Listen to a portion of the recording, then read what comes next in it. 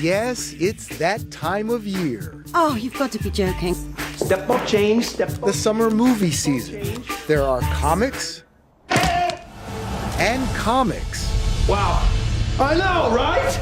Sequels and more sequels. Did everyone see that? Because I will not be doing it again. Hollywood always feels comfortable when they're bringing out films that in the past audiences have liked.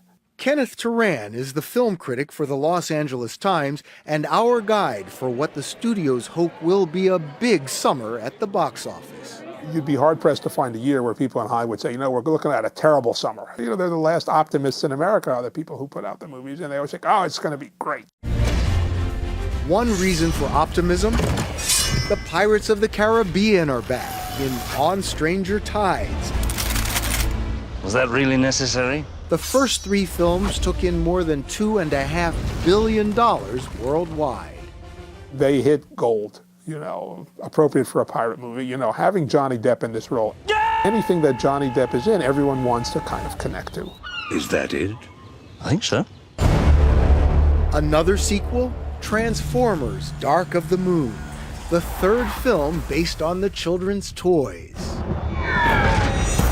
Cheers. Cheers. And those party animals from The Hangover are back too, in The Hangover 2.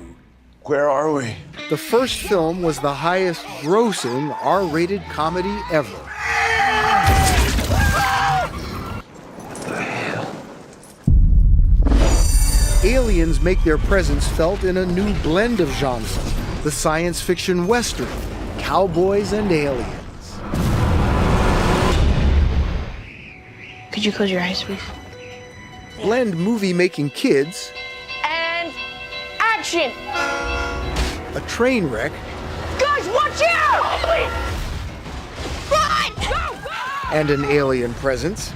And you get Super 8 from director J.J. Abrams. J.J. Abrams is a very proficient director with this kind of material, and I think this looks to be one of the big hits of the summer. You might marvel at the number of comic book characters making it to the big screen this summer.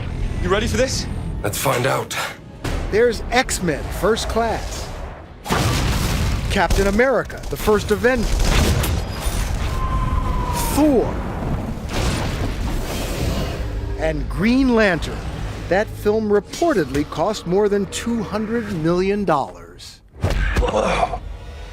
Comic book movies have been very successful because there's a core audience of kids who love these comic books that will go out to the movies.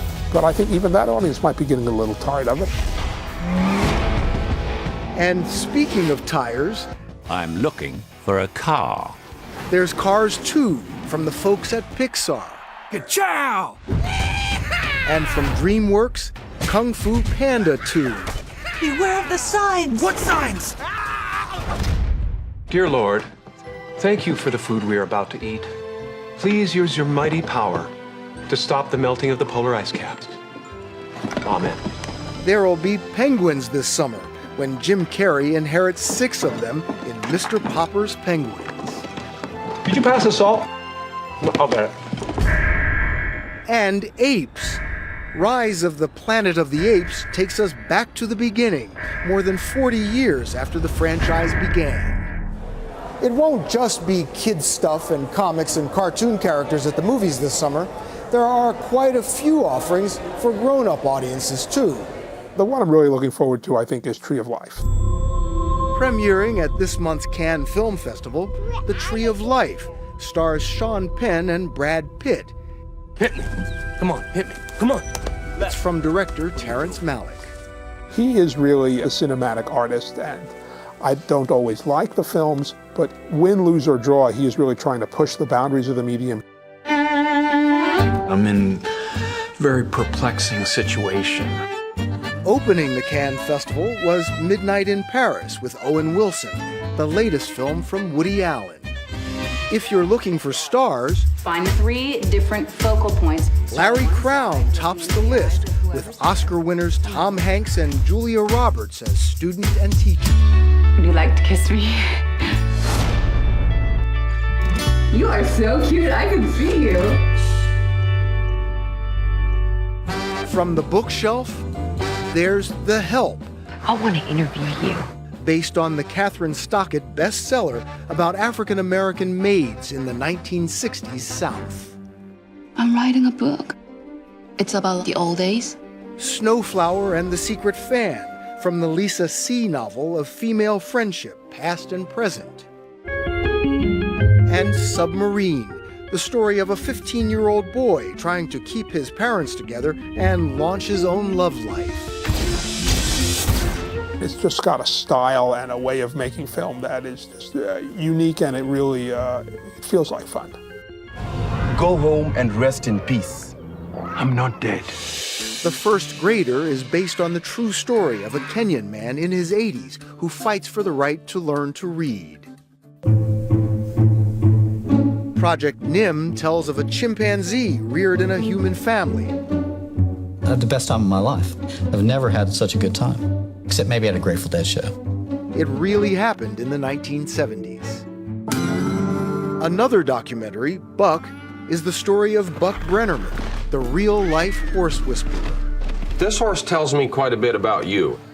It's really hard to stop watching this film. To see him work with horses and to hear his philosophy, to understand how he operates, it's just a marvelous thing. And finally, the finale of the most successful franchise in movie history. Harry Potter.